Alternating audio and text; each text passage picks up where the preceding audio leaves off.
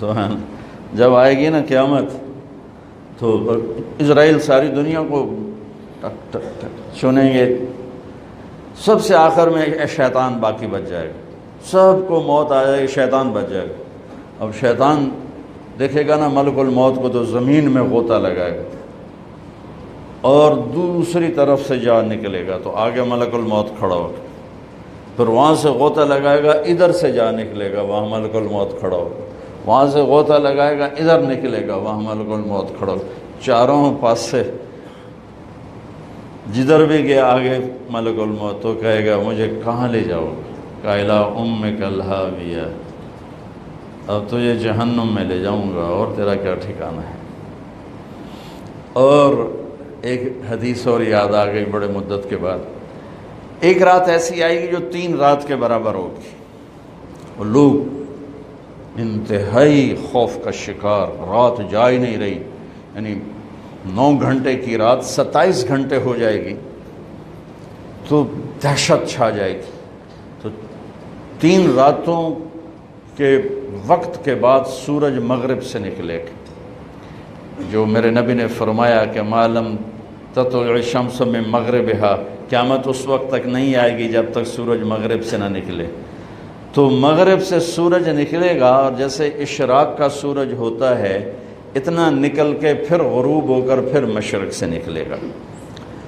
تو جب سورج مغرب سے نکلے گا تو شیطان سجدے میں گرے گا، کہے گا یا اللہ آج جائیں تو مرضی آنکھیں میں سجدہ کرن تے تیار۔ تو اس کے شتنگڑے اکٹھے ہو جائیں گے، کہیں گے استاد جی یہ کیا قصہ ہے؟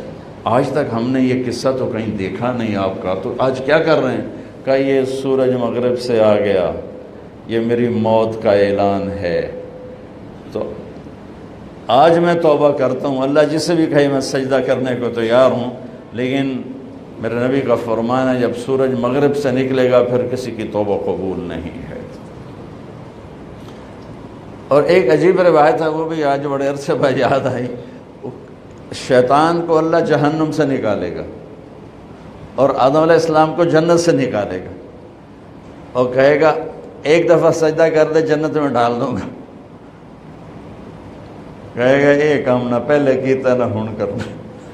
اللہ پھر اسے جہنم میں ڈال دے گا۔ تو میرے بھائیو، میں نے ایک عجیب سی تمہید بیان کی، آپ سوچ رہے ہوں گے یہ مولوی صاحب کیا بھول بھلیاں کہہ رہا ہے۔ شیطان سے جنگ، اس کے لیے اللہ نے ہمیں مسلح کیا کہ شیطان سے جنگ کوئی کلاشنکوف سے تو ہے نہیں، ایٹم بم سے بھی وہ نہیں مرے گا، توپوں سے بھی نہیں مرے گا، ہماری بد دعاؤں سے بھی نہیں مرے گا۔ تو شیطان سے جنگ ہے اعمال کے ذریعے، اعمال،